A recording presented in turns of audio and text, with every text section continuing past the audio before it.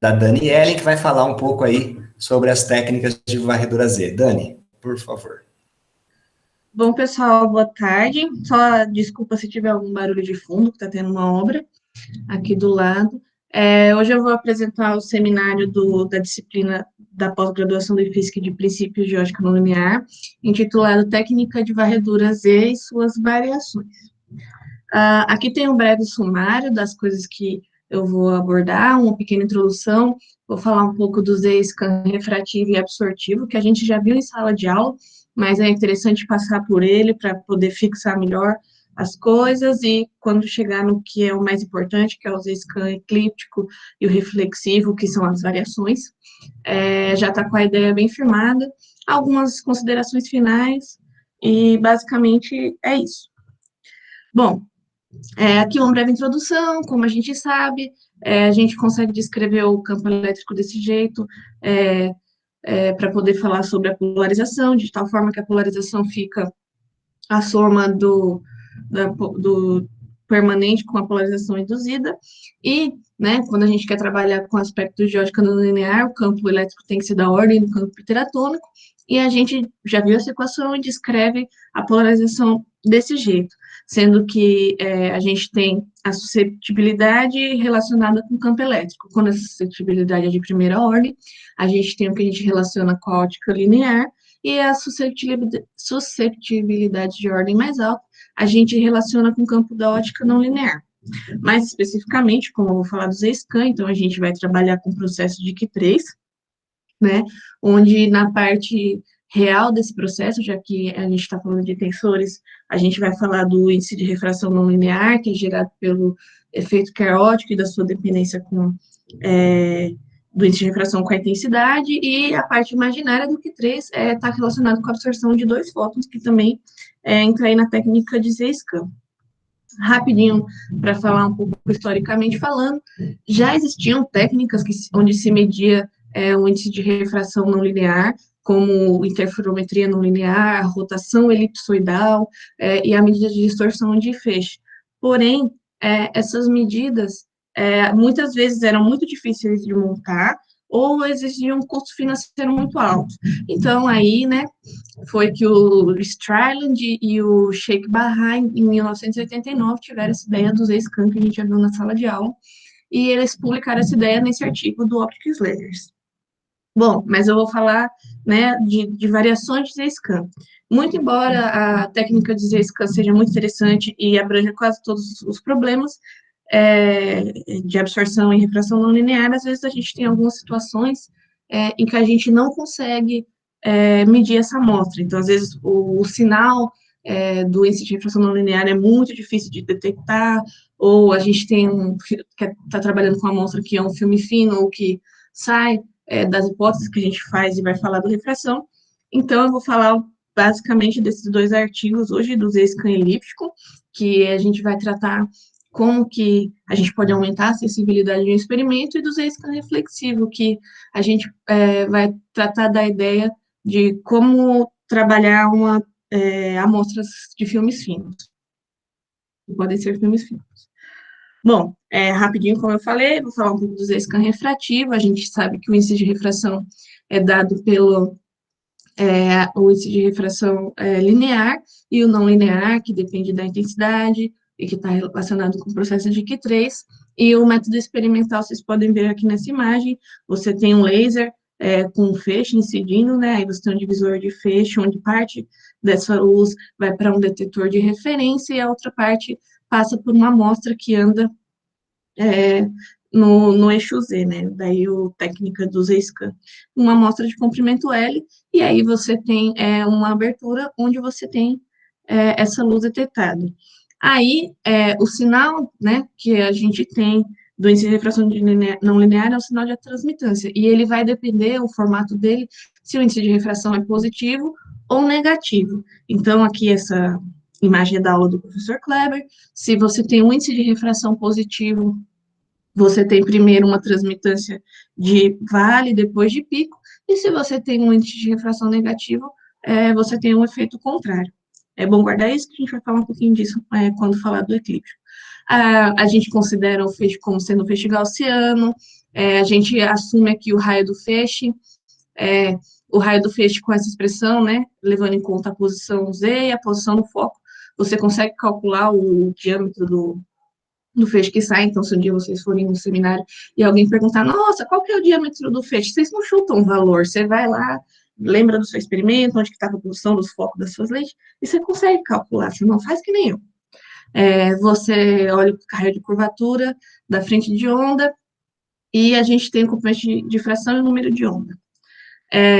Aí, fazendo algumas considerações, né, como a gente viu em sala de aula, então a gente desconsidera mudanças no diâmetro de feixes relacionadas à difração não linear ou à refração não linear, quando o comprimento da amostra é muito menor que a posição do foco, e aí a gente consegue obter a amplitude e a fase do campo elétrico em função do Z', que é a transmitância dentro da amostra. Então, a gente consegue achar a relação de índice de refração não linear e a relação de absorção não linear, que depende da intensidade.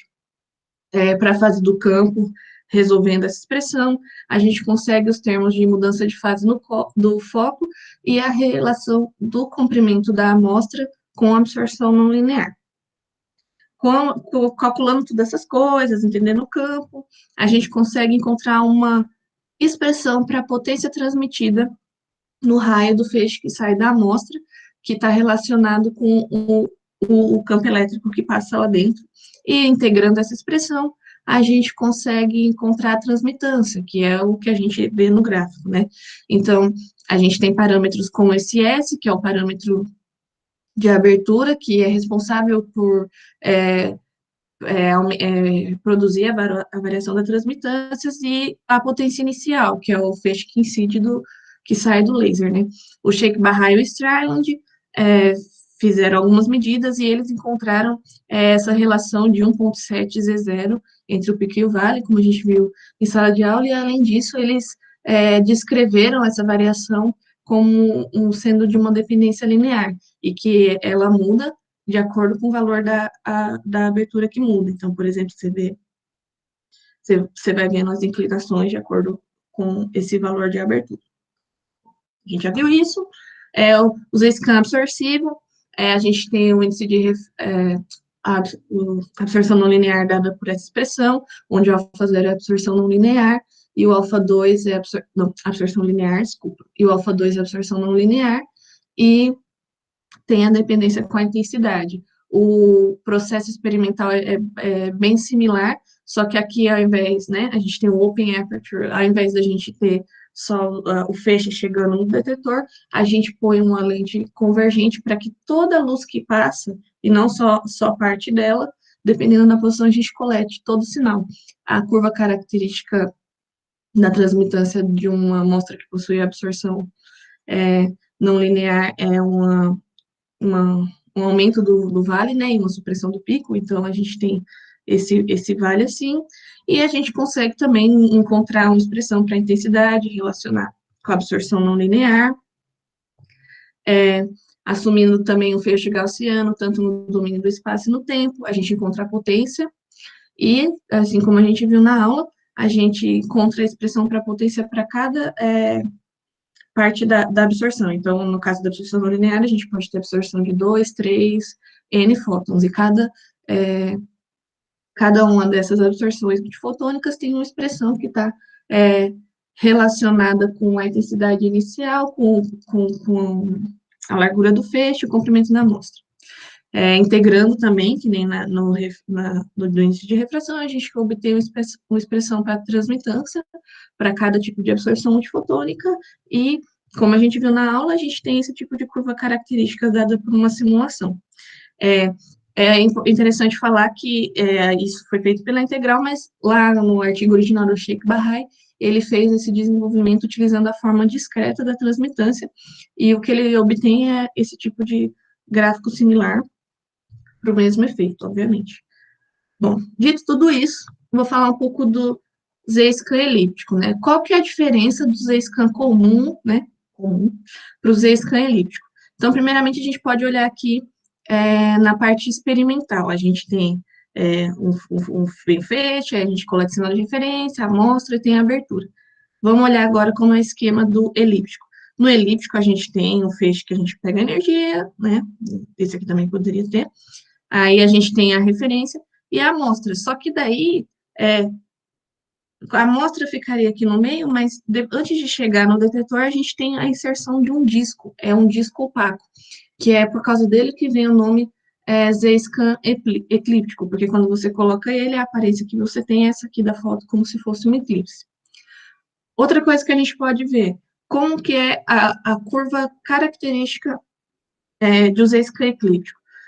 Como eu falei lá no começo, quando você tem um índice de refração positivo, então o tipo da curva de transmitância vem primeiro de um vale e depois de um pico.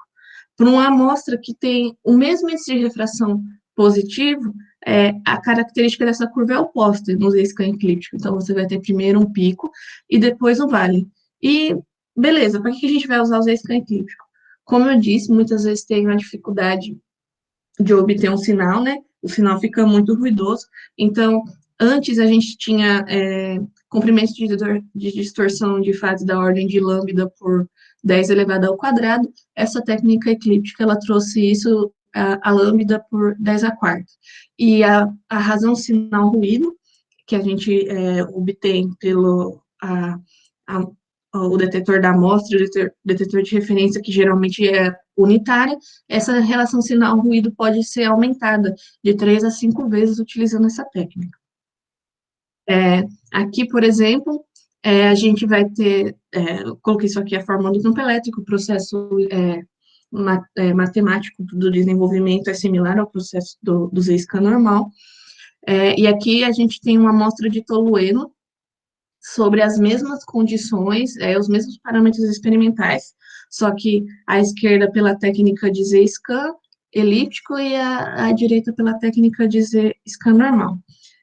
Ainda que na técnica de Z-scan normal ele ampliou um pouquinho a escala para dar para visualizar melhor, mas sob as mesmas condições tem aquilo que eu falei, no Z-scan normal primeiro e para o mesmo valor de índice de refração, a gente tem que é positivo, a gente tem o vale, depois o pico, e no elíptico a gente tem o inverso.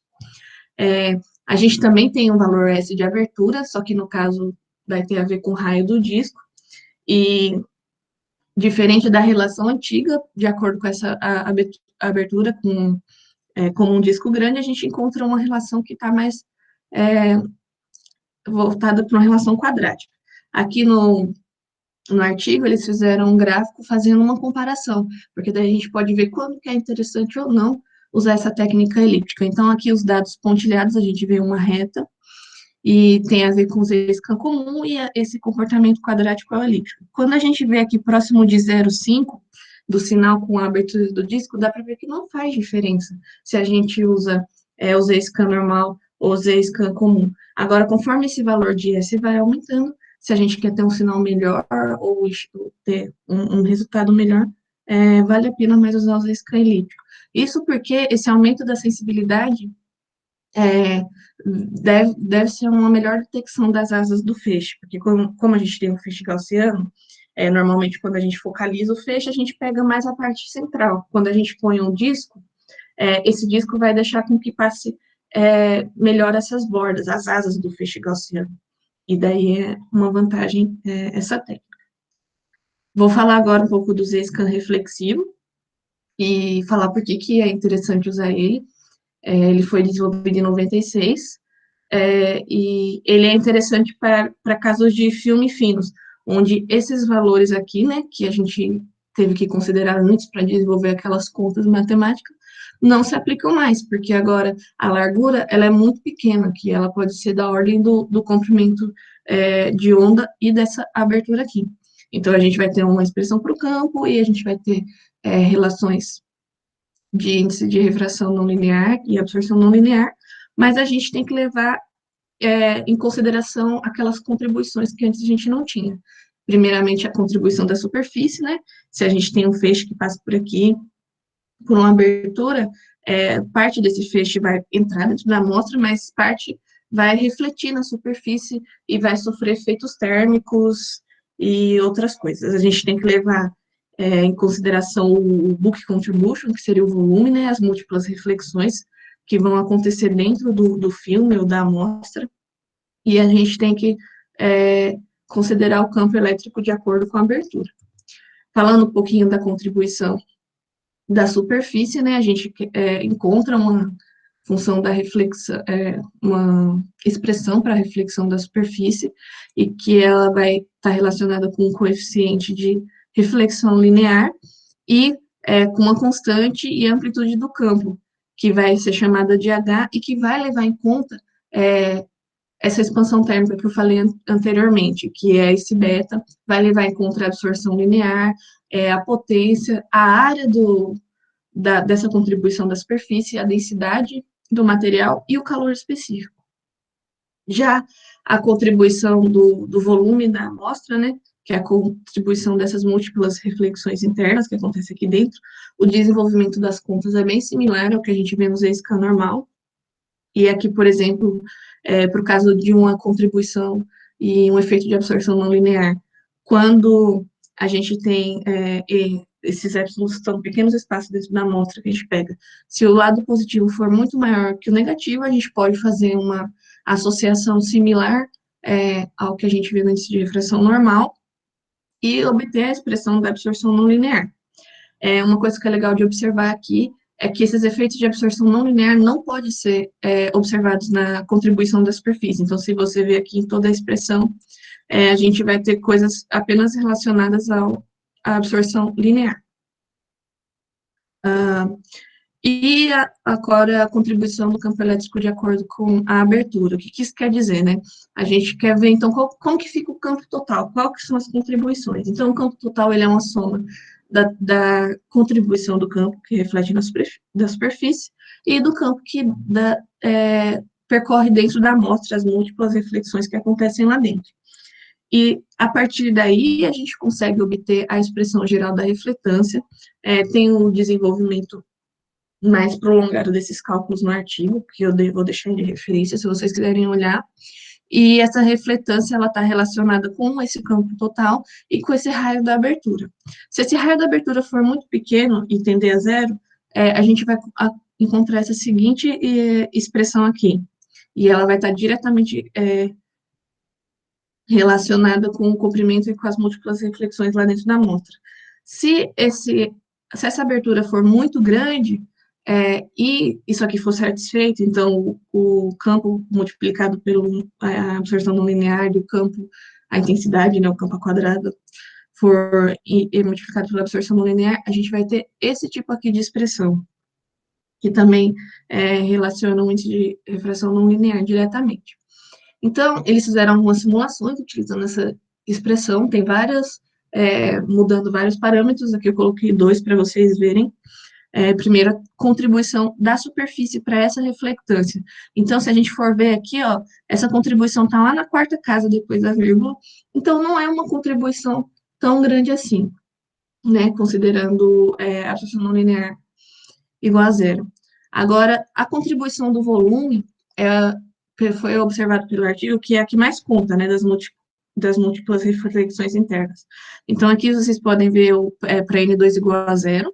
Então, aqui a gente tem seria relacionado à absorção, e a gente vê aqui que essa contribuição, ela aumenta de 50%, e a gente já consegue ver um aumento na primeira casa depois da vírgula. Então, a contribuição do volume da amostra é muito maior para essa técnica de Z-scan reflexivo do que a contribuição da superfície e os efeitos térmicos. Aqui no próximo slide, o artigo mostra vários comprimentos diferentes, cada curva é um comprimento de filme diferente, e o que ele quer contar com isso? Ele conta que, para algumas situações e para alguns tamanhos de amostra, a gente consegue obter, por exemplo, um espectro de absorção não linear ou de refração não linear.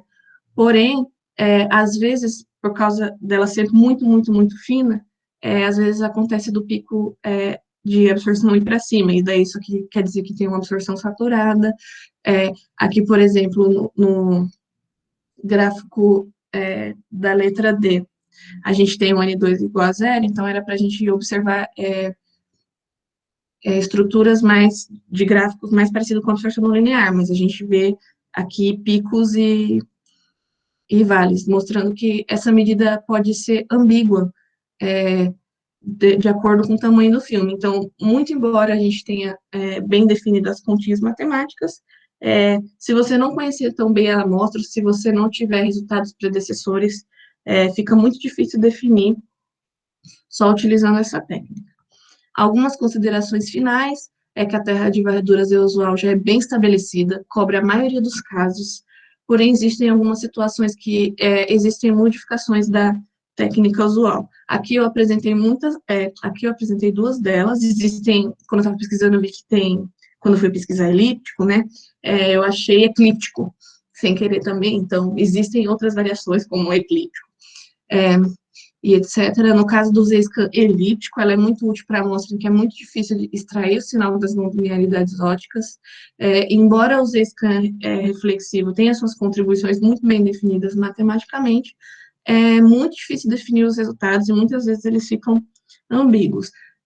Basicamente, eu queria só dar uma abordagem diferente de técnicas de Z-scan e mostrar que existem maneiras de contornar e a gente ainda tem uma medida de absorção de refração não linear.